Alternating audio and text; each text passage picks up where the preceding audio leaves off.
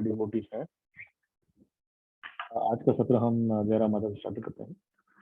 जय राधा माधव कुंज बिहारी, जय राधा माधव कुंज बिहारी, जय गोपी जन वल्लभ गिरिवरधारी, जय गोपी जन वल्लभ गिरिवरधारी,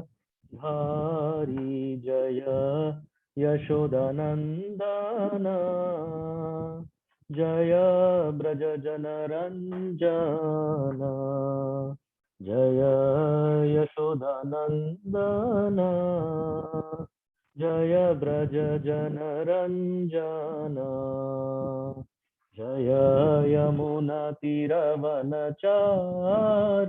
जय कुंज बिहारी, जय यमुना तीरवनचारी, जय कुंज बिहारी, जय राधा माधव कुंज बिहारी। हरे कृष्णा कृष्णा कृष्णा हरे हरे, हरे राम राम राम हरे हरे, हरे कृष्णा कृष्णा कृष्णा हरे हरे, हरे राम राम राम हरे हरे। जय राधा माधव कुंज बिहारी, जय राधा माधव कुंज बिहारी।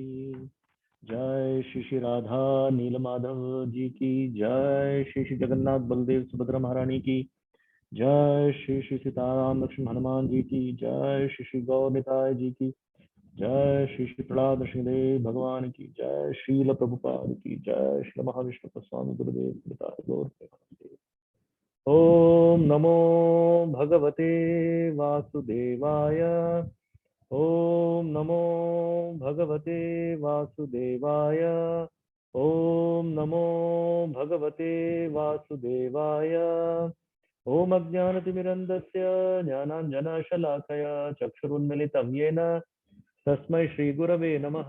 श्रीचैतन्यमनोभीष्टं स्थापितं येन भूतले स्वयं रूपकदा मह्यं ददाति स्वपदान्तिकं। वन्देऽहं श्रीगुरोः श्रीयुतपदकमलं श्रीगुरुं वैष्णवांश्च श्रीरूपं साग्रजातं सहगणरघुनाथान्वितं तं सजीवं साद्वैतं सावधूतं परिजनसहितं कृष्णचैतन्यदेवं श्रीराधा कृष्णपादान् सहगणललिता श्रीविशाखान्वितं च। हे कृष्णा करुणा सिन्धो दीनबन्धो जगत्पते, गोपेश गोपिका कान्ता राधा कान्ता नमोस्तुते। तप्त कांचन गौरांगे राधे वृंदावनेश्वरी, वृषभानुसुते देवी प्रणमामि हरिप्रिये। नमो महावदन्याय कृष्ण प्रेम प्रदायते, कृष्णाय कृष्ण चैतन्य नाम्ने गौरत्रिषे नमः। वाञ्छाकल्पतरुभ्यश्च कृपा सिन्धुभ्य एव च, पतितानां पावनेभ्यो वैष्णवेभ्यो नमो नमः। जय श्री कृष्ण चैतन्य प्रभु नित्यानंद, श्री अद्वैत गदाधर श्रीवासादि गौर भक्त वृंद। हरे कृष्णा कृष्ण कृष्ण हरे हरे, हरे राम राम राम हरे हरे।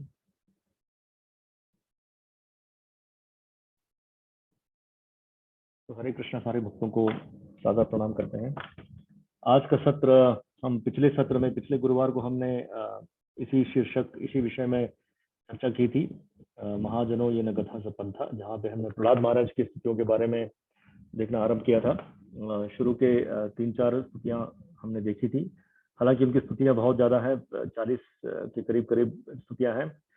सारी स्तुतियों के बारे में तो हम चर्चा नहीं कर पाएंगे, या फिर चर्चा करने की कोशिश करेंगे कुछ सत्रों में। लेकिन आज का सत्र मैंने ये सोचा कि क्योंकि हम सब जानते हैं कि इस महीने, ये महीना बहुत स्पेशल है, अगस्त का महीना, क्योंकि इस महीने के अंत के 2 दिनों में कृष्ण जन्माष्टमी, और अर्थात 30 अगस्त को कृष्ण जन्माष्टमी है। ज़्यादातर जगहों पे 30 अगस्त को है, सिंगापुर में और भारत में भी। और 31 अगस्त को श्रील प्रभुपाद जी का 125वां आविर्भाव दिवस है, जो कि पूरे हमारे इस्कॉन संस्था में हर जगह बहुत जोर शोर से मनाया जा रहा है। इस पूरे महीने अर्थात 1 अगस्त से लेकर 31 अगस्त तक श्रील प्रभुपाद के गुणगानों, महिमाओं का गान, कथा चल रही है। और हमें हमारा बहुत ही सौभाग्य है कि हम श्रील प्रभुपाद जी के शिष्यों के द्वारा उनके मुख वाणी से श्रील प्रभुपाद जी का स्मरण हमें रोज करने को मिल रहा है।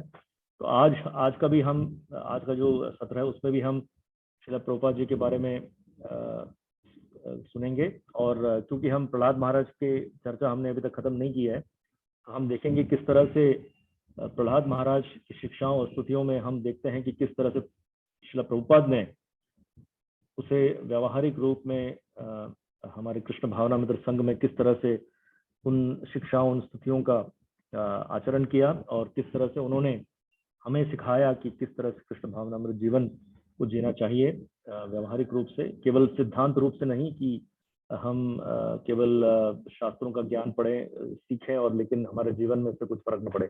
ऐसा नहीं। ये श्रील प्रभुपाद की एकमात्र, मैं कहूँगा कि एकमात्र योग्यता, एक अनेक योग्यता है, सॉरी, एकमात्र जो यूनिक जिसे कहते हैं, यूनिक सेलिंग प्रोपोजिशन कहते हैं अंग्रेजी में, उनका एक खास जो योगदान रहा है श्रील प्रभुपाद जी का दूसरे आचार्यों के संबंध में देखेंगे, भक्तों दूसरे आचार्यों के संबंध में, तो श्रील प्रभुपाद ने केवल सिद्धांत नहीं दिया, उसका प्रैक्टिकल एप्लीकेशन अर्थात उसका व्यावहारिक जीवन में किस तरह से उसे हमारे जीवन में उतारना है, इसकी शिक्षा दी है। और ये आज की तारीख में देखेंगे कलयुग में खास कर से, और किसी ने भी, हम बड़े गर्व से कह सकते हैं, हमारी संस्था में सब जो संस्था के सदस्य हैं वो बड़े गर्व से कह सकते हैं कि ऐसी शिक्षाएं जो प्रैक्टिकल लेवल पे हैं वो किसी ने नहीं दी।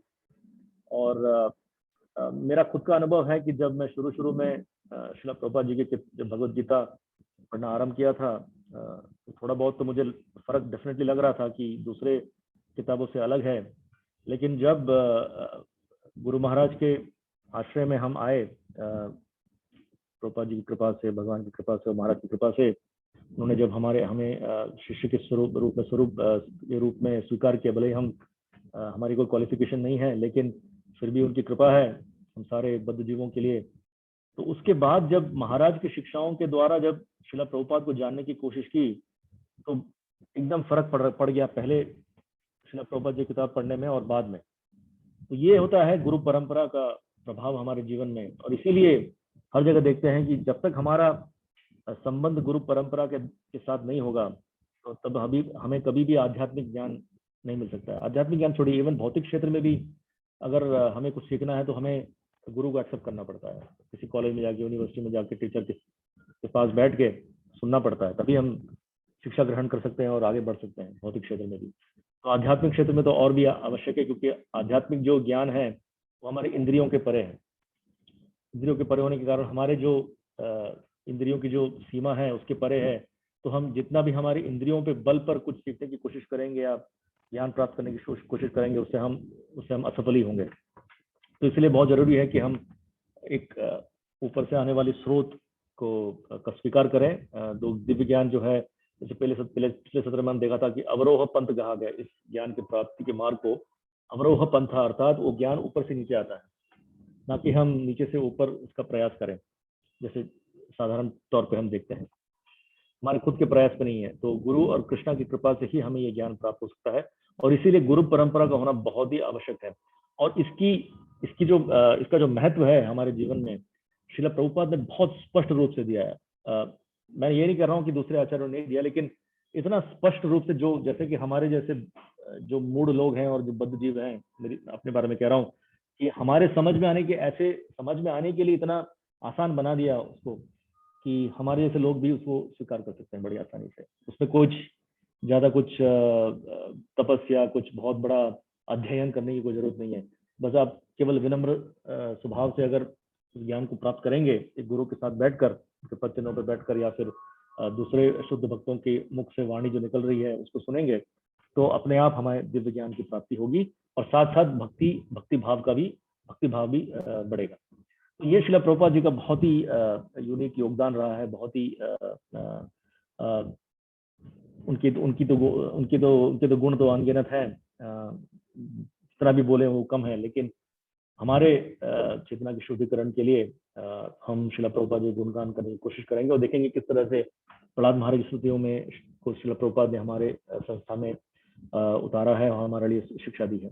तो पिछले सत्र में हमने देखा प्रहलाद महाराज की स्तुतियों के बारे में। तो शुरू के 2-3 स्तुतियों में हमने देखा कि किस तरह से प्रहलाद महाराज सबसे पहले तो शिला प्रभुपाद जी समझाते हैं कि एक पहला क्वालिफिकेशन जो है एक भक्त को या फिर किसी भी व्यक्ति को भगवान के सामने जाके स्तुति करने की सबसे पहला क्वालिफिकेशन है कि उसे उसका विनम्र स्वभाव होना चाहिए। विनम्र हृदय से वो भगवान की स्तुति करनी चाहिए, ना कि वो बहुत ही अभिमान के साथ या अभिमान के साथ स्तुति करे, तो उसमें कोई लाभ नहीं होता है। तो हमारे गुरु महाराज भी कहते थे कि सबसे पहले तो भौतिक कल्मशों से हृदय को मुक्त करना पड़ता है, और इसीलिए हमें विनम्रता से भगवान के पास जाना चाहिए।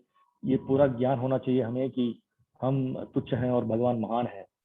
और यही शिक्षा शिला प्रभुपाद जी ने दी है हमें कि किस तरह से भगवान और भगवान की जो मूर्ति है वो अभिन्न है, किस तरह से मूर्ति की सेवा करनी चाहिए जो भगवान की सेवा से अभिन्न है। तो ये बहुत सारी शिक्षाएं प्रभुपाद जी ने व्यावहारिक रूप में हमारे जीवन में सुबह से 4 साढ़े 4 बजे से उठकर रात के 10 बजे तक किस तरह से हमारी चेतना होनी चाहिए भगवान के प्रति, ये पूरा प्रोग्राम शिला प्रभुपाद जी ने दिया है। और ये कोई भी नहीं कह सकता है कि ये मुझसे पॉसिबल नहीं है। अपने अपने परिस्थितियों के अनुसार हम जरूर कुछ ना कुछ कर सकते हैं। ये तो हमने देखा है कि हमारे इस संस्था के लोग कितने देशों में अलग अलग परिस्थितियों में हैं। इवन भारत में देखेंगे तो भी कुछ लोगों की परिस्थिति नहीं मतलब इतना खराब है कि वो अपने रोज रोटी के लिए भी वो बहुत तरस रहे हैं, लेकिन फिर भी ऐसे कितने भक्त हैं जो उन परिस्थितियों में भी कृष्ण भावनामृत अपने जीवन में डाल रहे हैं। तो श्रील प्रभुपाद जी का ये सबसे बड़ा योगदान है कि कोई भी हो, किसी भी परिस्थिति में हो, वो भक्ति कर सकता है। इसके पहले जो है ऐसा लगता था कि भक्ति जो है वो बहुत एक्सक्लूसिव है, अर्थात कुछ लोगों के लिए करने के लिए भक्ति है। तो सबसे पहले तो प्रहलाद महाराज भी कहते हैं अपनी स्तुतियों में कि ब्राह्मणों, ऐसा नहीं है कि ब्राह्मण जो ब्राह्मण कुल में जिसका जन्म हुआ है वही भक्ति कर सकता है, क्योंकि ब्राह्मण कुल में जन्म लेने का केवल एक धागा पहनने से ब्राह्मण नहीं होता है, उसके अलग अलग गुण होते हैं। तो भक्त प्रहलाद महाराज कहते हैं श्लोक में, मेरे ख्याल से 7वें स्कंद के 9वें अध्याय के 10वें श्लोक में कहते हैं, 10वें 11वें श्लोक में, कि ब्राह्मणों के 12 गुण होते हैं। तो ये गुणों के द्वारा ही हम देख सकते हैं कि ब्राह्मण है या नहीं है। लेकिन केवल इन गुणों का होना काफी नहीं है। तो क्या होता है कि हम देखते हैं कलयुग में केवल ब्राह्मण कहते हैं कि जो जाति ब्राह्मण कहते हैं श्री प्रभुपाद, या फिर स्मार्त्य ब्राह्मण जैसे कहते हैं, वो केवल नाम के लिए वो ब्राह्मण है, लेकिन उन्हें उनकी विशेषताएं नहीं है, जो 12 विशेषताएं, जैसे यज्ञ करना, दान करना, योग वेदों का पाठ करना, तितिक्षया, क्षम दम अर्थात तितिक्षा अर्थात सहनशीलता, मन और इंद्रियों को वश में रखना, ये सब है वास्तविक ब्राह्मणों के गुण। और ये सब इन गुणों के द्वारा ही हम पहचान सकते हैं कि कौन ब्राह्मण है कौन नहीं है। लेकिन प्रहलाद महाराज क्या कहते हैं कि भले ही कोई ब्राह्मण कुल में जिसका जन्म लिया हो, लेकिन और भले ही उसे ये सब गुण हो, लेकिन अगर उसमें भक्ति नहीं है तो उसका कोई लाभ नहीं, क्योंकि वो ऐसा ब्राह्मण नाम के लिए ब्राह्मण होता है और उससे अपने आप को भी वो शुद्ध नहीं कर पाता, तो फिर बाकी चीजों की तो बात ही और है। परिवार या समाज या देश के शुद्धिकरण की बात ही छोड़ दीजिए, खुद को शुद्ध नहीं कर पाता है, क्योंकि उसके पास भक्ति नहीं है। तो भक्ति ही सबसे बड़ी क्वालिफिकेशन। और प्रहलाद महाराज आगे कहते हैं कि अगर चांडाल है कोई, चांडाल अर्थात जो कुत्ते का मांस खाता है या फिर बहुत ही निचले अवस्था में रहता है, निचली अवस्था में रहता है, तो वो भी अगर भले ही वो 4 वर्णों में नहीं आता हो, अर्थात ब्राह्मण, क्षत्रिय, वैश्य, शूद्र के वर्णों में नहीं आता, उससे भी निचले स्तर पे हो, लेकिन अगर उसमें भक्ति है तो वो चांडाल जो है अपने आप को शुद्ध कर ही पाता है, कर ही लेता है भक्ति के द्वारा, लेकिन अपने सारे परिवार और समाज को भी शुद्ध कर सकता है। और प्रभुपाद जी इसका एक बहुत बड़ा उदाहरण है। प्रभुपाद जी जब पाश्चात्य देश में गए थे तो वहां पे तो कोई वर्णों का तो कोई सवाल ही नहीं उठता उस समय। 1965 के उस समय में तो हिप्पी रेवोल्यूशन बहुत जोर शोर से चल रहा था, और इस तरह से कोई भी वर्ण आश्रम के तो सवाल ही नहीं उठता है, कुछ भी फॉलो नहीं हो रहा था, कोई सिस्टम ही नहीं था, और लोग सब क्या कहते हैं, सब पाप कर रहे थे लोग। जो जो सारे पाप आप सोच सकते हैं सब लगे हुए थे उसमें से। दारू पीना, जैसे मांस मच्छी खाना, लड़कियों के साथ गलत संबंध रखना, ये सब पाप कर्म में लगे हुए थे सब। और उस समय श्रील प्रभुपाद जी ने वहां पे गए और उन्होंने प्रचार किया। और किस तरह से देखिए कि ऐसे जो लोग थे, ऐसे जो उस समय तो सब युवा अवस्था में थे, 15-20 साल की उम्र में थे सब। उस अवस्था में जो कि हम जानते हैं, जो भी माता पिता हैं उनको वो पता बोल सकते हैं कि उस उम्र में जो जो बच्चों को संभालना सबसे मुश्किल काम होता है। क्योंकि जो जो 15-20 का जो उम्र है उस समय वो इतने अधिक क्रांतिकारी जैसे हो जाते हैं घर में कि वो उन्हें लगता है कि वो अपने माता पिता से भी ज्यादा जानते हैं, और वो माता पिता के साथ तो बात ही नहीं करते हैं, वो केवल अपने दोस्तों के संग में रहते हैं, अपने संग में रहते हैं।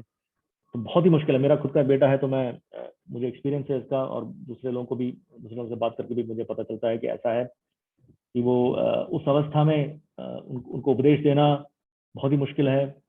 और उसके साथ साथ उस उम्र में तो हम तो छोटे बच्चों जैसे उन्हें उन्हें शिक्षित भी नहीं कर सकते हैं, शिक्षा भी मतलब मार भी नहीं सकते हैं, डांट भी नहीं सकते हैं, क्योंकि ऐसा उम्र है जो बहुत ही नाजुक उम्र है। उस समय अगर कुछ भी हो गया तो उसका परिणाम कुछ भी हो सकता है। तो हमें बड़े केयरफुली डील करना पड़ता है। तो श्रील प्रभुपाद जी जब गए थे उस समय तो सारे युवा सारे लोग जो थे उस समय युवावस्था में इसी स्थिति में थे सब। और वो सब कुछ अपने जीवन में कुछ जीवन का लक्ष्य वो भूल गए थे, वो कुछ ना कुछ कर रहे थे। वो उन्हें लग रहा था कि वही जीवन का लक्ष्य है, कि कुछ भी नियमों का पालन ना करो, अपने जीवन में जो करना है वो करो, यथा मत यथा पथ, जैसे प्रभुपाद जी कहते हैं। तो वैसी स्थिति में प्रभुपाद जी गए। जो सोचिए कि ऐसी नाजुक अवस्था में वो गए वहां पे, और वहां जाके उन्होंने कुछ युवा लोग थे जो जिनका कुछ इंक्लिनेशन था स्पिरिचुअलिटी की तरफ, थोड़ा बहुत आध्यात्मिक क्षेत्र में आने की थोड़ी बहुत उत्सुकता थी। प्रभुपाद जी ने उन्हें एनकरेज किया, प्रभुपाद जी ने उन्हें प्रोत्साहन दिया, और एक पिता भी नहीं, एक दादा या नाना के ग्रैंडफादर के रूप में, क्योंकि उतना उम्र था उनका, वो 70 वर्ष के थे और ये 20 वर्ष के थे, तो पिता भी नहीं, एक दादा या नाना के रूप में आकर उन्होंने उन्हें बहुत अच्छा केयर लिया उन्होंने। और हम देखते हैं लीलामृत में जब पढ़ते हैं तो किस तरह से प्रभुपाद ने इतना सहा, केवल इसलिए कि किसी न किसी तरह से इन्हें भक्त बनाया जाए। तो ये एक शुद्ध भक्त की करुणा का जो प्रतीक है श्रील प्रभुपाद। करुणा का प्रतीक है, मतलब इतना एग्जॉल्टेड कंपैशन जिसे कहते हैं, हम सोच भी नहीं सकते हैं कि इसके आगे कोई भी कंपैशनेट हो सकता है। तो प्रहलाद महाराज के स्तुतियों में भी हम ये देखते हैं कि वो अपने बारे में कभी नहीं सोचते, वो केवल हमारे जैसे बद्ध जीवों के बारे में सोचते हैं। वो ये कहते हैं अपनी स्तुतियों में कि मुझे तो चिंता नहीं है, मैं तो आपकी सेवा में लगा हूँ, लेकिन ये जो बद्ध जीव हैं, ये जो नालायक लोग हैं, जो इस भौतिक जगत में आगे बढ़ने की कोशिश कर रहे हैं, खुशी प्राप्त करने की कोशिश कर रहे हैं, इन लोगों के बारे में मैं चिंतित हूँ, और इन्हें कुछ किसी न किसी तरह इनका उद्धार करने का उद्देश्य है मेरा।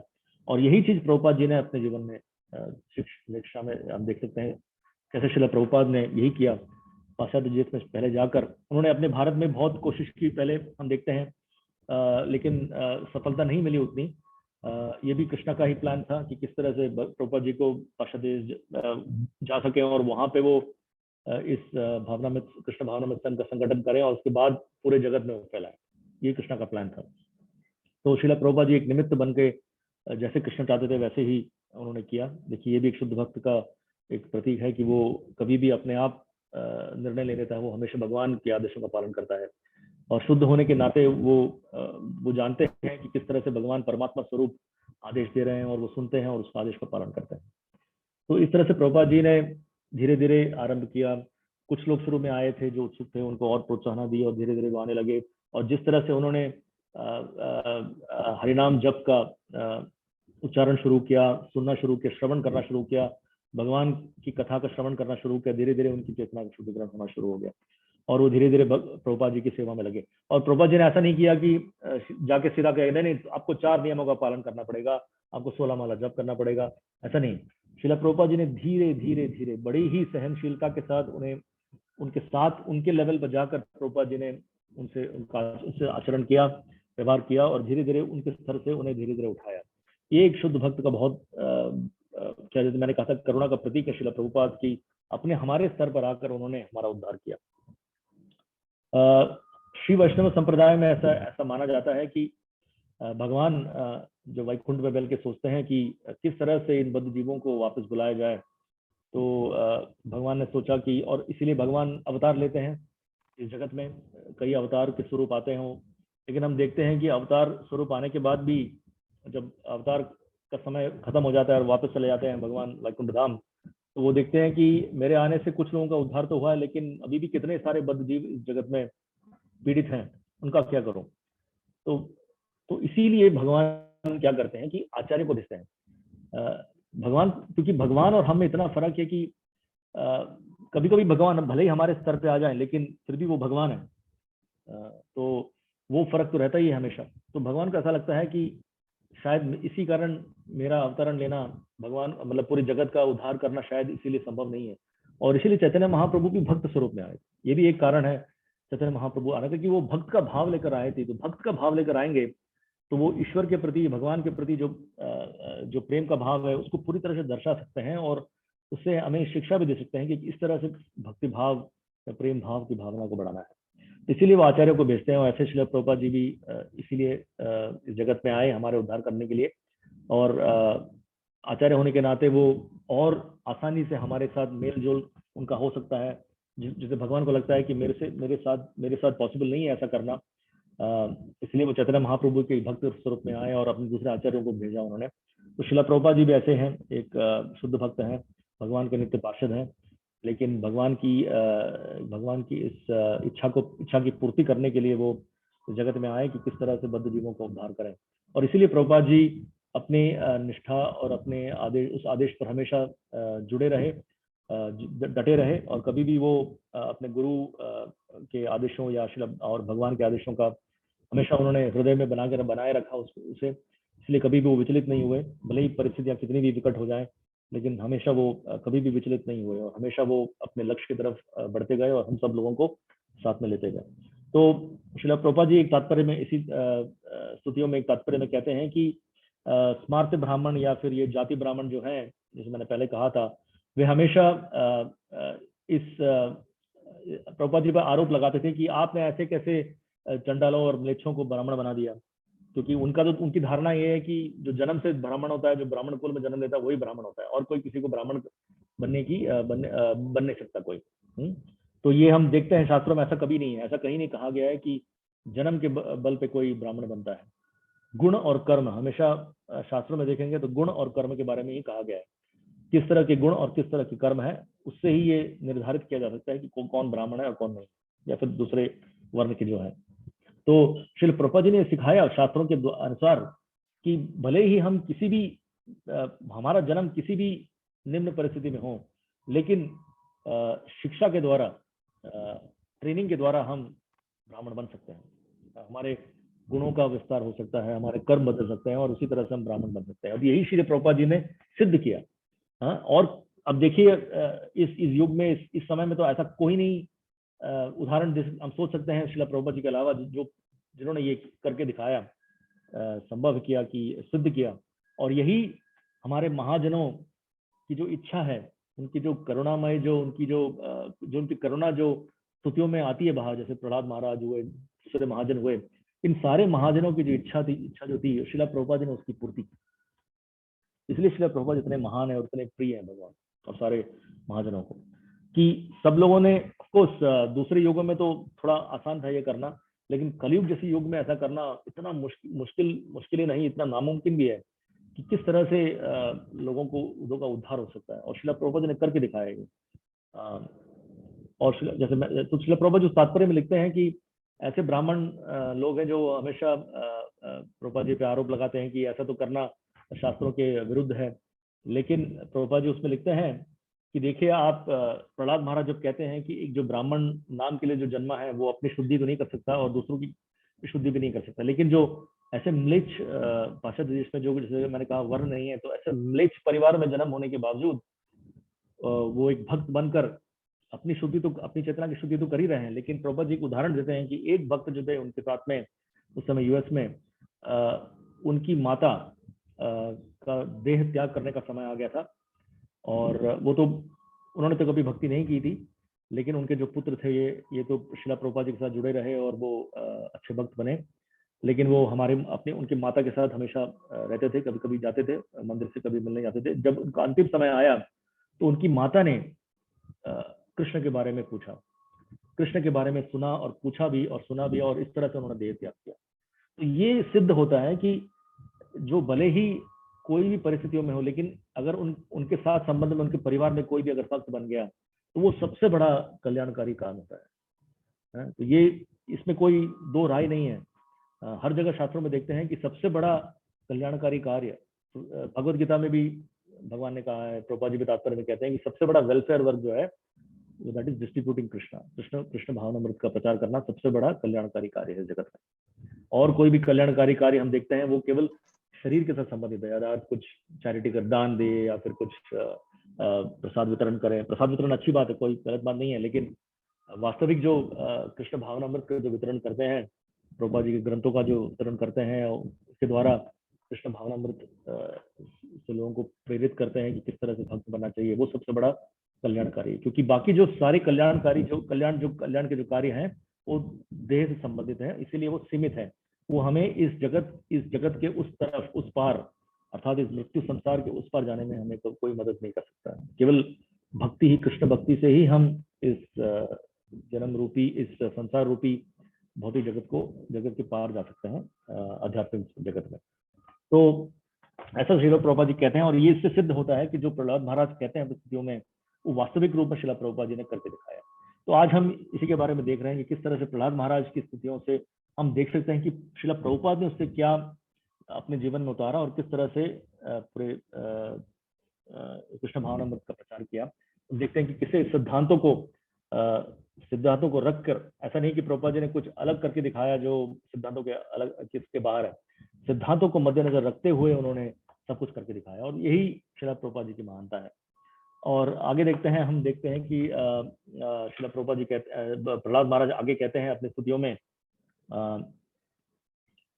कि हम साधारण तौर पे क्या देखते हैं कि एटलीस्ट अपने बारे में तो मैं कह सकता हूँ कि पहले हमारी धारणा होती थी कि हम जब मंदिर जाते थे कभी पूजा करने के लिए, कभी कभी है ना, हम खास करके मैं तो एग्जाम के पहले या फिर जॉब लगने के पहले या जब कुछ चाहिए होता है उसके भगवान के पास जाता था, और हमेशा एक भाव रहता था कि एक भय का भाव रहता था हमेशा। ऐसा लगता था कि भगवान इतने ऊंचे हैं, इतने बड़े स्तर पर हैं, वो कभी भी हमारे स्तर पे आके हमसे उनका कोई लेन देन नहीं हो सकता, प्रेम का संबंध नहीं हो सकता है, ऐसा लगता था मुझे हमेशा।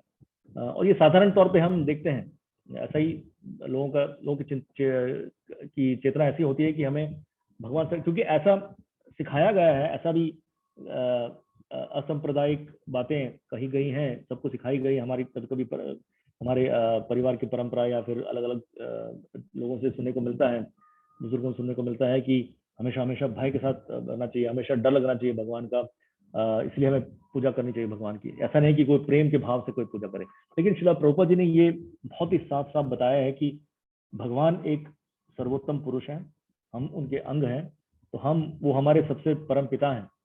तो जब पिता और पुत्र का संबंध है वो केवल प्रेम के संबंध के आधारित होता है, उसमें भय का कोई स्थान ही नहीं होता है, तो भय का कोई सवाल ही नहीं उठता है। भय उसको होना चाहिए जो इस संबंध को नाकारे, जो ये एक्सेप्ट ना करे और वो भगवान के आदेशों का पालन न करे, जो कि असुर वृत्ति वाले जो लोग हैं उनको भय होना चाहिए। तो उनका जो अप्रोच होता है कृष्ण के भगवान के साथ वो भय से भरा होता है। लेकिन जो भक्त होते हैं, जो भक्ति मार्ग में लगे हैं, उन्हें कभी भी भय नहीं होना चाहिए। ये केवल श्रील प्रभुपाद जी ने हमें बहुत ही साफ साफ बताया। एक्चुअली प्रहलाद महाराज ने अपनी स्तुतियों में यही कहा है, लेकिन अगर प्रभुपाद जी का तात्पर्य, प्रभुपाद जी के ग्रंथ, अगर किताबें हमारे पास ना होती तो हम तो कभी भी समझ नहीं पाते कि प्रहलाद महाराज का तात्पर्य क्या है। तो ये गुरु परंपरा का एक सबसे बड़ा योगदान ये है कि जो तथाकथित आचार्य जो पूर्व आचार्य हैं, उन्होंने जो कहा है हमें हमारे बलबूते पे समझ नहीं आता है कभी। जब तक कोई गुरु हमारा मार्गदर्शन ना करे, हमें ये ना समझाए कि वास्तविकता में ये ग्रंथ में, ये स्तुतियों में ये कहा गया है। जैसे कि मैंने उदाहरण दिया कि हमारे जीवन में गुरु महाराज के आने के बाद ही हमें श्रीला प्रभुपाद जी के किताबों से कुछ कुछ समझ में आने लगा। उसके पहले तो मैं पढ़ता था केवल ऊपर से, ऊपरी तरह से पढ़ता था, लेकिन महाराज के कांटेक्ट में आने के बाद, उनके द्वारा सुनने के बाद, उनसे श्रवण करने के बाद जब प्रभुपाद जी की किताबें पढ़ी तो अलग अंडरस्टैंडिंग मिला, करेक्ट अंडरस्टैंडिंग मिला। तो ये गुरु का होना इसलिए बहुत जरूरी है, और हमें भी गुरु का आदेश विनम्र भाव से स्वीकार करना चाहिए, तभी ये कॉम्बिनेशन पॉसिबल हो सकता है।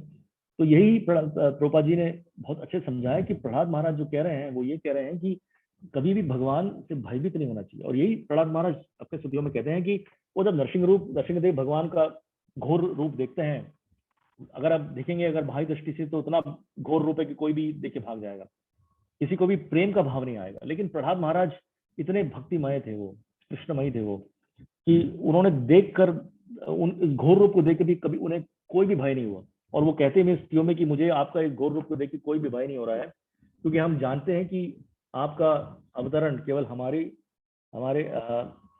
रक्षा के लिए है, क्योंकि हम आपके शरण में हैं। तो प्रभुपाद जी उदाहरण देते हैं उसमें कि एक शेर का उदाहरण देते हैं कि जंगल में शेर जो है, शेर से सब जानवर डरते हैं, है ना, इवन हाथी भी डरता है शेर से, और सारे जानवर डरते हैं। लेकिन शेर का जो बच्चा होता है वो कभी भी शेर से नहीं डरता है। भले ही वो शेर का बच्चा कितना भी छोटा ना हो, कितना वीक ना हो, लेकिन फिर भी उसे पता है कि ये मेरे पिता हैं और हमेशा मेरी रक्षा करें।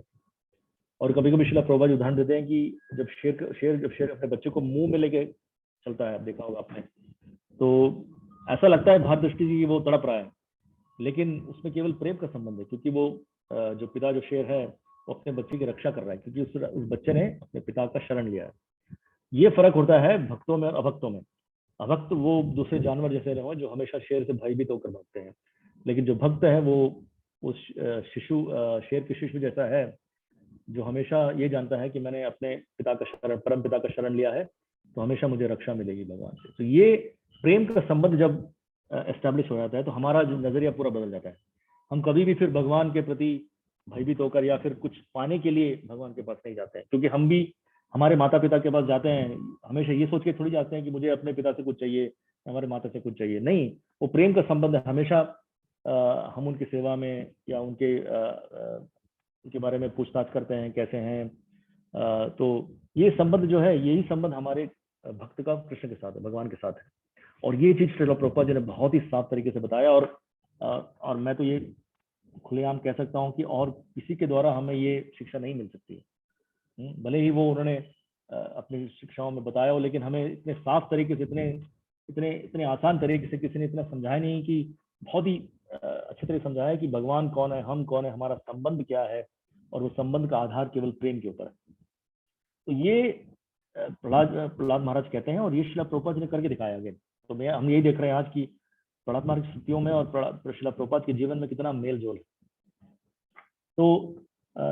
तो यही कृष्ण भावनामृत संघ में जो सारे भक्तगण हैं, हम देखते हैं कि जब मंदिर जाते हैं तो देखिए सुबह से मंगल आरती से लेकर हमारे गुरु महाराज कहते थे कि और कोई भी संस्था ऐसे नहीं है जहाँ पे सुबह से 4:30 से लेकर रात को 10 बजे तक इतनी अच्छी सेवा भगवान की होती है, मूर्ति की सेवा होती है, और इतना अच्छा प्रोग्राम रहता है सुबह से शाम तक। हमें भी इसका अनुभव हुआ है जब हम इस्कॉन मंदिर जाते हैं, कोई कहीं भी हो, लेकिन हर जगह वैसे ही व्यवस्था है।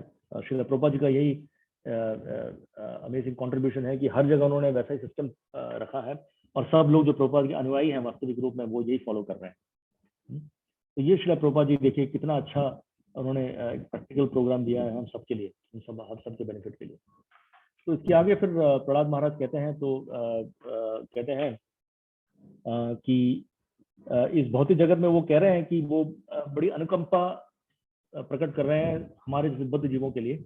वही कह रहे हैं कि हम सारे जो बुद्ध जीव इस जगत में जो इतनी कठिनाई का अनुभव कर रहे हैं, क्यों कर रहे हैं अनुभव? क्योंकि हम वो भौतिक सुख की प्राप्ति के पीछे भाग रहे हैं। हर कोई जो है, हम देख रहे हैं, हम भी देखते हैं जब हम ऑफिस में काम करते हैं या कुछ कर रहे हैं, पढ़ाई कर रहे हैं, हमेशा हमें यही इच्छा होती है कि मुझे कुछ पाना है, शिक्षा खत्म करने के बाद, ये जॉब मिलने के बाद, ये जॉब से मुझे ये एक्सपेक्टेशन है, तो इसीलिए हम सब कुछ काम कर रहे हैं। तो लेकिन उस काम में इतना स्ट्रगल करना पड़ता है। ऐसा नहीं है कि बहुत आसान से कुछ मिल जाता है। भौतिक जगत में ऐसा कुछ भी नहीं है जो हमारे आसान से मिलना चाहिए, आसानी से मिलता है, क्योंकि अंग्रेजी में कहावत है कि there is no gain without pain. जब तक हमें दर्द नहीं होगा, उसका फल मीठा नहीं हो सकता है। ऐसा नहीं कि आराम से बैठे रहे, सोते रहे, अपने आप फल आएगा, नहीं, उसके लिए बहुत कष्ट करना पड़ता है। तो शिला प्रभुपाद जी बहुत सुंदर चीज बताते हैं, और प्रहलाद महाराज भी कहते हैं उस स्तुति में कि एक श्लोक है उसमें, मेरे ख्याल से 7, 9, 17, उसमें कहते हैं कि, श्लोक पढ़ता हूँ,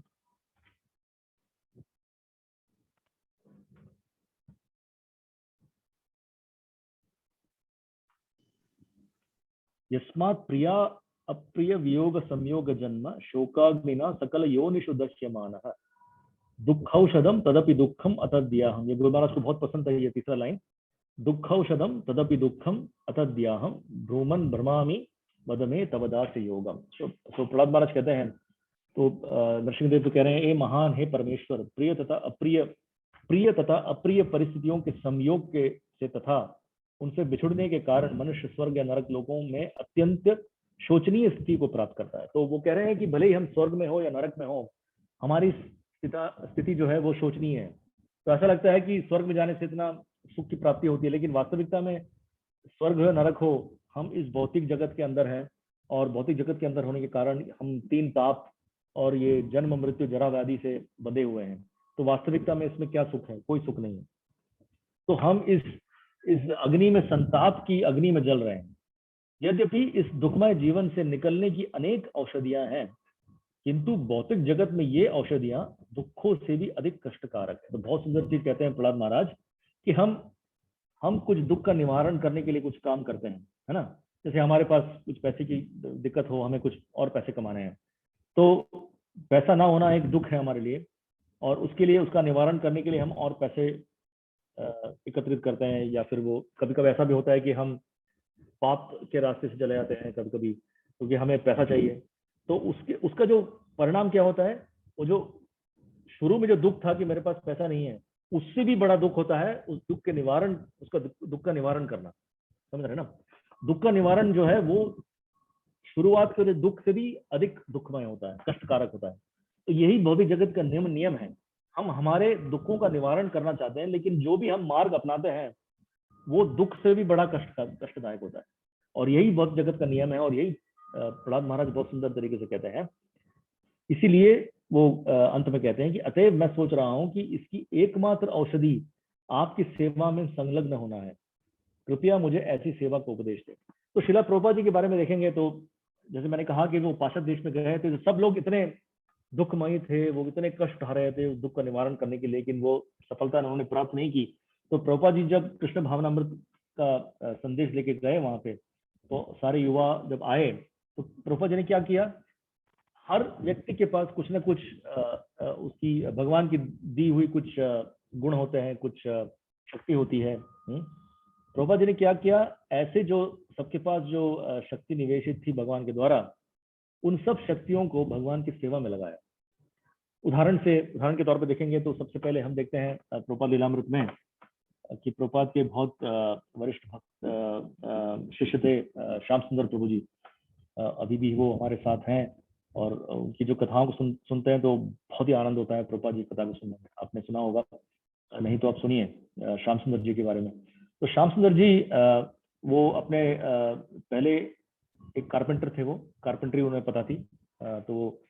तो जब वो आए प्रभुपाद जी के साथ संघ में आए, तो प्रभुपाद जी ने क्या किया कि सैन फ्रांसिस्को में सबसे पहले रथ यात्रा का आरंभ किया था 1967 में, 1967 का।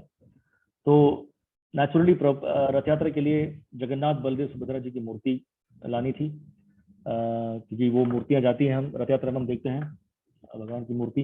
तो श्याम सुंदर जी कारपेंटर थे, तो उन्हें पता थी कैसे डेटी से काम करना है, तो उन्हें ये सेवा दी प्रभुपाद जी ने। देखिए वो कारपेंटर थे, तो उन्हें जो भौतिक जगत में जो कर रहे थे वही सिद्धि को लेकर वो भगवान की सेवा में उन्होंने लगवाया। युक्त वैराग्य कहते हैं, जैसे जो भी आप काम कर रहे हो, जो भी आश्रम में हो, वही इंटेलिजेंस और वही जो हमारे पास जो है अवेलेबल है उसी को लेकर भगवान की सेवा में लगाया उन्होंने। तो श्याम सुंदर जी जब ऐसा कहा गया है कि श्याम सुंदर जी जब डेटीज काम कर रहे थे तो वो उन्हें सिगरेट पीने की भी आदत थी। वो क्या करते थे कि वो तो सिगरेट पीने के बाद हम रखते हैं ना कभी कभी बीच में जो लोग पीते हैं सिगरेट तो देखा होगा आपने कि वो बीच में थोड़ा गैप लेके थोड़ा अपना काम करते हैं फिर वापस सिगरेट पीते हैं। तो श्याम सुंदर जी थोड़ा पी के सिगरेट उन्होंने कहीं उसको पूरा जला नहीं था तो थोड़ा रखा था। और कहाँ रखा था उन्होंने? जब जगन्नाथ जी की मूर्ति बना रहे थे वो तो उनके हाथ के ऊपर रखा उन्होंने ऐसा सिगरेट का। अब देखिए अब वास्तविकता में देखेंगे तो कितना बड़ा अपराध है ये ऐसा करना। एक तो सिगरेट पीना ही गलत बात है, ऊपर से भगवान की जो मूर्ति बन रही है उसके ऊपर ऐसा रखा है तो कितनी गलत चीज है ये। लेकिन प्रभुपाद जी ने क्या किया? प्रभुपाद जी ने कुछ नहीं कहा उन्होंने क्योंकि प्रभुपाद जी जानते थे कि वो किस तरह के मानसिक चेतना से आ रहे हैं, वो किस उनका पोजीशन क्या है। प्रभुपाद जी ने ऐसा नहीं, अगर मैं उनकी जगह होता तो प्रभुपाद जी की मैं तो डांट के भगा देता हूँ। यही फर्क है हमें और प्रभुपाद जी में। तो प्रभुपाद जी ने बहुत ही सहनशीलता के साथ देखा कि उसकी स्थिति क्या है, किस तरह से बद्धजीवों को ऊपर उठाना है। तो ये करुणा, इतने करुणा उनके हृदय में थी जिसके कारण उन्होंने सब कुछ सहन किया। और इसीलिए आज हम इस संस्था बढ़ रही है, आज भी बढ़ रही है। प्रभुपाद जी के जाने के बाद भी संस्था का विकास हो रहा है, ये एक कारण है। करुणा मात्र से प्रभुपाद जी ने इस पूरे संस्था का संस्था का संगठन किया और बढ़ रहा है, ये रोज बढ़ रहा है।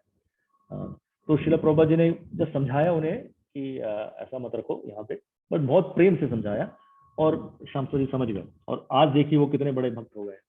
अगर उस वक्त पे अगर प्रभुपाद जी ने कुछ कहा होता और वो छोड़ के चले जाते तो हमें तो क्या होता, फिर वो कभी भी भक्ति में आ नहीं सकते थे कभी। लेकिन प्रभुपाद जी ने ऐसा इतनी सहनशीलता, के हमारे गुरु महाराज कहते हैं कि सहनशीलता का अगर सीखनी है हमें तो प्रभुपाद जी के जीवन को पढ़िए।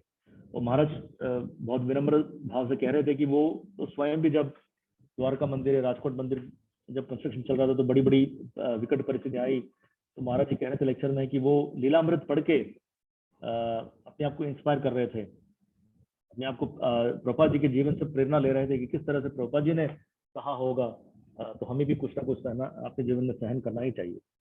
तो ये प्रभुपाद जी ने इस तरह से सारे भक्तों को, जो भी उनके अच्छे गुण थे भौतिक क्षेत्र में, जो भी उन्हें उनकी कला थी, जो भी थी शक्ति थी, उसको यथारूप उन्होंने भगवान की सेवा में लगाया। तो कुछ भक्त लोग जो थे वो इंग्लिश लैंग्वेज में बहुत अच्छे थे, वो क्योंकि हाईगिरी प्रभु थे जो अंग्रेजी में वो अंग्रेजी सिखाते थे कॉलेज में, तो उन्हें अपने ट्रांसलेशन करने का या पब्लिश करने का, बुक्स पब्लिश करने के लिए उनकी सेवा दी उन्होंने। इतना अच्छा सेवा किया उन्होंने। जो भी हम किताब देख रहे हैं तो वो सब उस जमाने में हाईगिरी प्रभु और जब दूसरे भक्तों के सेवा की वजह से हमें ये सब आज पढ़ने को मिल रहा है। तो इस तरह से सतस्वरूप महाराज, मुकुंद महाराज, सबको अपने अपने यथारूप शक्ति के अनुसार उन्होंने सेवा में लगाया। और आज देखते हैं कि इसकी वजह से पूरा संगठन इतना का विकास हुआ है और सारे जो भक्त थे उस समय वो इतने उच्च स्थिति में पहुंच गए हैं भक्ति के क्षेत्र में कि हम सबको वो सीख दे रहे हैं, हम सबको प्रेरणा दे रहे हैं। तो ये प्रभुपाद जी का सबसे बड़ा योगदान है। और ये प्रहलाद महाराज की जो इच्छा है कि किस तरह से बद्ध जीवों को उठाया जाए, तो श्रील प्रभुपाद जी ने उसका पूरा जो है उसका वास्तविक उदाहरण प्रस्तुत किया है इस जगत में। और हम देखते हैं कि जो भी इसलिए प्रभुपाद जी का जीवन जो है पूरा भागवतम इन प्रैक्टिस है। पूरा भागवतम को किस तरह से जीवन में उतारना है, तो सारे भागवतम में जहां भी हम कुछ भक्तों के बारे में पढ़ते हैं वो हम देख सकते हैं श्रील प्रभुपाद जी के जीवन में।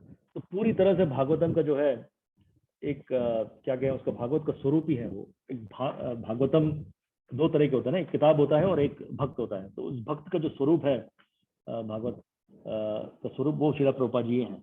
इस तरह से कई कई उदाहरण देख सकते हैं हम पूरे जीवन में। तो आगे प्रहलाद महाराज कहते हैं तो उसका ये निष्कर्ष निकलता है कि इस भौतिक जगत में इतनी कठिनाई उठाना की कोई जरूरत नहीं है एक्चुअली। क्योंकि जो भी हम जैसे वो कह रहे थे कि जो भी हम कष्टों का निवारण करेंगे वो उस कष्ट से भी बड़ा होता है, दुखदायी होता है। तो वास्तविकता में जो बुद्धिमान व्यक्ति होता है वो कभी भी अपने कैपेसिटी के ऊपर ओवर एंडेवरिंग जिसे कहते हैं, अर्थात जितना होना चाहिए उससे ऊपर काम करना, अपने कष्टों का निवारण करना, वो भक्त जो होते हैं वास्तविकता में वो कभी भी ऐसा नहीं करते हैं कि अधिक कष्ट उठाकर हमारी भौतिक परिस्थितियों को बदलने की कोशिश करें। क्योंकि हमें ये ज्ञान होना चाहिए कि जो भी हमारी परिस्थिति है वो हमारे कर्मों के अनुसार ऑलरेडी हमें मिल चुकी है और मिल रही है, या आगे मिलेगी।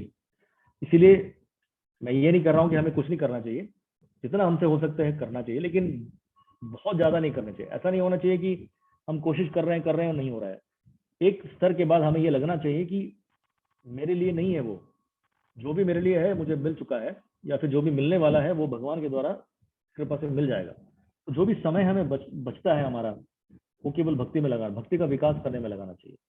यही वास्तविक सीख है प्रहलाद महाराज की, और यही प्रभुपाद जी ने हमें सिखाया है। क्योंकि प्रभुपाद जी कहते हैं उसमें, प्रहलाद महाराज भी कहते हैं कि भगवान के लिए काम करने में भी कुछ तप तो लगता ही है, लेकिन सुबह से उठना, 4 बजे 4:30 बजे उठना, जप करना, 16 माला जप करना, तो हमारे लिए बहुत बड़ा तप है। जैसे माला खत्म हुआ तो ऐसा लगता है कि वो आज का काम हो गया, कल का कल देखेंगे, ऐसा लगता है। जिसको स्वाद नहीं है, मेरे जैसे लोगों को नाम में स्वाद नहीं है तो उससे ऐसे लगता है, लेकिन और भक्तों की बात नहीं है, उन्हें तो स्वाद है। तो लेकिन कुछ ना कुछ तब तो लगता ही है, सुबह उठना, ये काम करना, ऑफिस के काम के साथ साथ भक्ति मार्ग को भी आगे बढ़ाना, घर के काम के अलावा भक्ति मार्ग को भी आगे बढ़ाना, तो ऑस्टेरिटी तो है, उसमें तब तो लगता ही है। लेकिन प्रभुपाद जी बहुत सुंदर चीज कहते हैं कि इस तप में, और जो भौतिक क्षेत्र में हम तप कर रहे हैं वो भी तप ही है। जैसे मैंने कहा कि कष्ट का निवारण करना तो बहुत बड़ा तप होता है, हमारी इंद्रिय तृप्ति के लिए जो तप कर रहे हैं वो बहुत बड़ा तप होता है। लेकिन दोनों तप में बहुत फर्क है। एक तप से हम आध्यात्मिक जगत में जा रहे हैं हमेशा के लिए, कभी भी इस जन्म मृत्यु जरा बंधन से मुक्त हो, तो कभी भी जन्म मृत्यु जरा बंधन के मुक्त से, ये बंधनों में कभी भी वापस नहीं आएंगे जब मुक्त हो जाएंगे। तो इसमें भले ही थोड़ा कष्ट का अनुभव करें, लेकिन उसका जो परिणाम है वो बहुत सुखमयी परिणाम। लेकिन भौतिक जगत में भले ही हम तप करें, लेकिन उसका परिणाम हमेशा शोचनीय है। क्योंकि हमेशा हमें यही लगता है कि गुरु महाराज कहते थे लेक्चरों में कि कई बार क्या होता है कि लोग रिटायरमेंट हो जाए, जब रिटायर्ड हो जाते हैं, उससे उन्हें रिटायरमेंट के बाद ऐसा लगता है कि वो मैंने ये नहीं किया, मुझे जब मैं छोटा था, तब मैं जब पढ़ता था, जब मैं जॉब कर रहा था, मुझे ये करना चाहिए था, मुझे ये वो करना चाहिए था। तो यही शोचनीय अवस्था है कि वो शोकाग्नि में डूब जाते हैं, उन्हें लगता है कि मैंने ये नहीं किया, मैंने वो नहीं किया। तो इसका अंत क्या है? कभी मीठा नहीं हो सकता, हमेशा अंत दुखमय ही होता है। और यही सोच में वो आदमी फिर देह त्याग कर देता है, भगवान का स्मरण नहीं होता है और वापस वो जगत में आ जाता है। पता नहीं कौन सी योनि में आएगा। ऐसा तो नहीं है कि हमेशा मनुष्य योनि में ही आए, इसका चांस बहुत कम है। केवल 84 लाख में केवल 4 लाख ही है जो मनुष्य योनि है। तो आप कैलकुलेशन कर सकते हैं कि प्रोबेबिलिटी है, इसका चांस बहुत कम है। तो लेकिन जो भक्ति में लगा हुआ है, भले ही उसे तप करना पड़े, भले ही उसकी शारीरिक अवस्था ठीक नहीं हो, शारीरिक परेशानियां हो, बड़ी कुछ भी हो, लेकिन इसका जो परिणाम, जो अंतिम परिणाम निकलता है वो बहुत सुखमयी है, और इसमें कोई डाउट नहीं है। श्रील प्रभुपाद जी ने बहुत ही गारंटी के साथ कहा है। वो हमेशा कहते थे कि केवल आप इस प्रोसेस को फॉलो करेंगे सिंसियरली, अर्थात 4 नियमों का पालन करना, 16 माला का जप करना, प्रभुपाद जी की किताबों, ग्रंथों का पढ़ना, रोज एटलीस्ट 1 घंटा या 2 घंटा जितना भी हो सके, लेकिन नित्य रूप से पढ़ना रोज, और जब भी मौका मिले तो प्रचार करना, भगवान भक्ति का प्रचार करना। अगर अब इस सिस्टम को फॉलो करेंगे तो इसका गारंटी प्रभुपाद जी देते हैं कि आप वापस भगवत धाम में जाएंगे।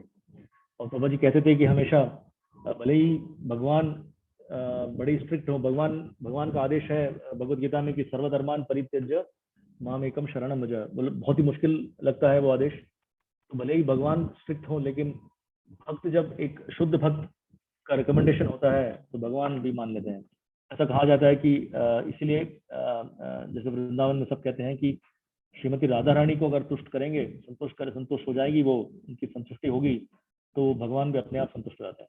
तो अलग से भगवान की संतुष्टि की करने की जरूरत नहीं है। हम शुद्ध भक्त की संतुष्टि करेंगे, तो संतोष देखेंगे, उन्हें तुष्ट करेंगे, तो अपने आप भगवान जो है संतुष्ट हो जाएंगे। तो श्रील प्रभुपाद जी के आदेशों का पालन करेंगे हम, जो कि श्रील प्रभुपाद जी ने बहुत ही आसान किया है। तो शुरू में जब प्रभुपाद जी ने, जब भक्त बन गए थे, लोग आ रहे थे, उनको दीक्षा भी देने लगे थे प्रभुपाद, तो दीक्षा के समय वो कहते थे कि आपको ये नियमों का पालन करना है, क्योंकि दीक्षा लेने के बाद तो थोड़ा स्ट्रिक्ट होना पड़ता है। और ये भी कहा कि उस समय श्रील भक्ति सिद्धांत सरस्वती ठाकुर का जो सिस्टम था, उसमें 64 माला जप करना था रोज, 64 राउंड्स।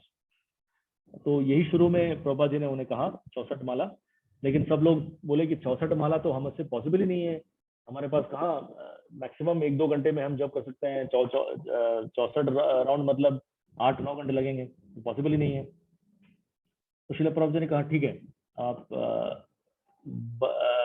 32 राउंड कीजिए, कम से कम 32 तो करना ही पड़ेगा। अब 32 बोला तभी लोगों को लगा 32 भी बहुत ज्यादा है, वो उसके लिए भी समय नहीं है। तो शिला प्रभुपाद जी ने फिर किया 16 माला। ठीक है, कम से कम 16 माला तो करो, उसके नीचे नहीं। तो जब 16 माला भी लोग कह रहे थे कि मुश्किल है, लेकिन प्रभुपाद जी ने कहा उसके नीचे नहीं। तो इसका मतलब यह है कि प्रभुपाद जी ने हमें इतना आसान दे दिया है सिस्टम। तो प्रभुपाद जी ने जो भी सिस्टम दिया है वो भगवान के द्वारा वो ऑथराइज है कि शुद्ध भक्त जो कहता है वो भगवान एक्सेप्ट करते हैं। तो इसका मतलब यह है कि शिला प्रभुपाद जी के पास जो है भगवत धाम की चाबी है। हम केवल शिला प्रभुपाद जी के आदेशों का पालन करेंगे तो भले ही कृष्णा के नजरिए में हम ठीक से फॉलो नहीं कर रहे हैं, लेकिन प्रभुपाद जी के पास दूसरी चाबी है जिसके द्वारा हमें भगवत धाम में ले जा सकते हैं। तो हमें यही चाहिए कि बस शिला प्रभुपाद जी के चरण कमलों को पकड़ के अपने हृदय में रखें। उसका अर्थात यह है कि वो हमेशा उनके आदेशों का पालन करें, जो कि हमें जो आजकल के जो हमारे गुरु हैं, प्रभुपाद जी के शिष्य हैं, उनके द्वारा हमें मिल रही है। प्रभुपाद जी की शिक्षाओं के बारे में और क्लैरिटी मिल रही है, ज्ञान मिल रहा है। तो हमें आसानी होती है उनके जीवन के द्वारा प्रेरणा लेकर किस तरह से हमारे जीवन में उतारें। और इसका अंतिम जो परिणाम है, हमें हमेशा हमें दृढ़ विश्वास होना चाहिए कि जैसे हमने देखा कि कई भक्त जो हैं, कितने भक्त प्रभुपाद जी के शिष्य में धीरे धीरे भगवत धाम लौट रहे हैं। इन सब का उदाहरण देके हम देख सकते हैं कि अगर हम हमारी कोशिश के अनुसार, हमारी जितने भी जो हमारी क्षमता है उसके अनुसार हम सिंसियरली फॉलो करेंगे, सीरियसली फॉलो करेंगे प्रभुपाद जी के इंस्ट्रक्शन को, तो डेफिनेटली उसका परिणाम ये होगा कि हम किसी न किसी तरह भगवत धाम जाएंगे वापस। तो यही श्रील प्रभुपाद जी की महानता है, किस तरह से उन्होंने सारे गुरु परंपरा का जो निष्कर्ष है, जो उसको चूज करके दिया है, हमको चूज के दिया है ताकि हमें बहुत ही आसानी उसे डाइजेस्ट करने में। तो आज का हम सत्र यहीं खत्म करेंगे। आगे के सत्र में जो आगे वाले जो स्थितियां हैं प्रहलाद महाराज की, उसके बारे में देखेंगे और देखेंगे किस तरह से प्रभुपाद जी ने उन शिक्षाओं को भी अपने जीवन में उतारा और सबको उसको फॉलो करने की शिक्षा दी है। हरे कृष्णा। किसी को कोई कमेंट्स हो या कुछ सवाल हो या कुछ पूछना हो तो पूछ सकते हैं।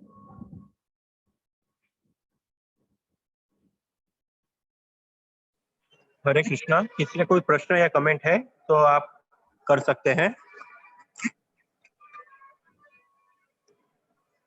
हरे कृष्णा। अगर किसी का कोई प्रश्न या कमेंट है तो आप कृपया आपका हाथ रेज करें, हम आपको अनम्यूट करेंगे and then you can ask question.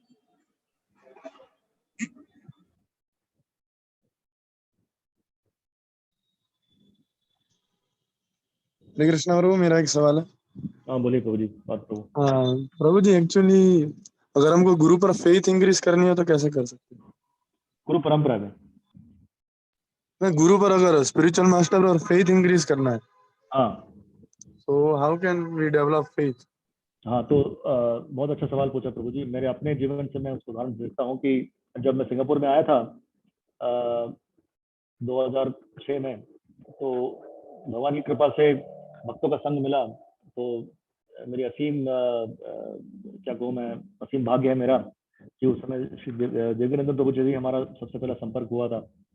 और फिर धीरे धीरे उनके साथ संग में आए और धीरे धीरे प्रोग्राम अटेंड करना शुरू किया, सत्संग में आए हम। तो मैंने देखा कि किस तरह से, जैसे ऑब्वियसली देवकी प्रभु के साथ तो हमारा शुरू से संबंध था, तो मैंने देखा कि किस तरह से वो इतने अच्छी तरह से वो अपने व्यवहारिक स्थिति में जो है वो लॉयर हैं, बहुत अच्छे नामी लॉयर हैं यहाँ पे।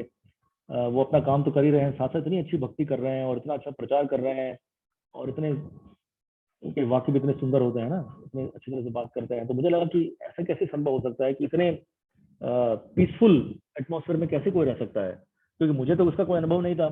मैं तो हमेशा देखता था कि मैं खुद भी काफी उत्तेजित था और देखता था लोगों को कि बैलेंस्ड लाइफस्टाइल नहीं था। कभी कभी वो देखते हैं कि कभी अच्छे मूड में होता है, उसके बाद मूड नीचे चला जाता है, वो ऊपर चला जाता है, तो बैलेंस नहीं रहता है। लेकिन देवकीनंदन प्रभु जी को देख ऐसा लगा कि इतने बैलेंस में कोई कैसे रह सकता है, इसका जरूर कुछ कारण होगा। तो धीरे धीरे उनके साथ जब बातचीत हुई तो उन्होंने कहा कि ऐसे ऐसे कृष्णा कॉन्शियसनेस को फॉलो कर रहे हैं, आप भी ट्राई कीजिए जितना आपसे हो सकता है। जैसे प्रभुपाद जी ने किया वैसे ही उन्होंने बहुत ही सहनशीलता के साथ हमें झेला और हमें शिक्षा भी दी कि ऐसा करना चाहिए। तो धीरे धीरे हमने स्टार्ट किया।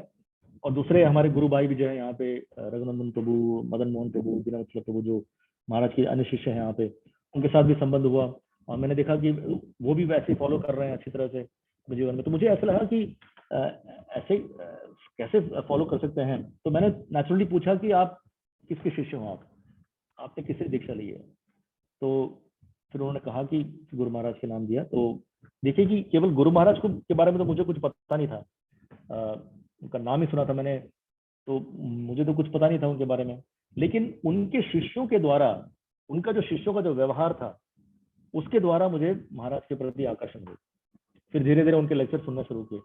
तो आपने जो सवाल पूछा बहुत ही अच्छा सवाल है। मेरे जीवन में प्रैक्टिकली ऐसा मैंने अनुभव किया है कि केवल उनके शिष्यों जो कि वास्तविकता में उनके आदेशों का पालन कर रहे हैं, ऐसे शिष्यों के संग में जब आएंगे तो धीरे धीरे, तो नेचुरली स्वाभाविक तरीके से आपका जो गुरु के प्रति जो विश्वास है, श्रद्धा है, वो बढ़ेगी। इज इट ओके प्रभु? यस यस, थैंक यू प्रभु। बहुत अच्छा सवाल है, थैंक यू। हरे कृष्णा। किसी और का कोई प्रश्न या कमेंट है?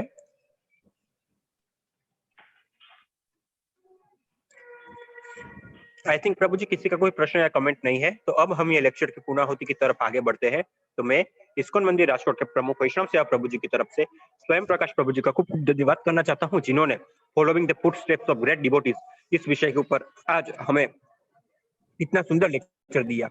प्रभु जी से फिर से नेक्स्ट सेशन में वापस मुलाकात होगी। तब तक के लिए सबको हरे कृष्णा। हरे कृष्णा, धन्यवाद, प्रणाम।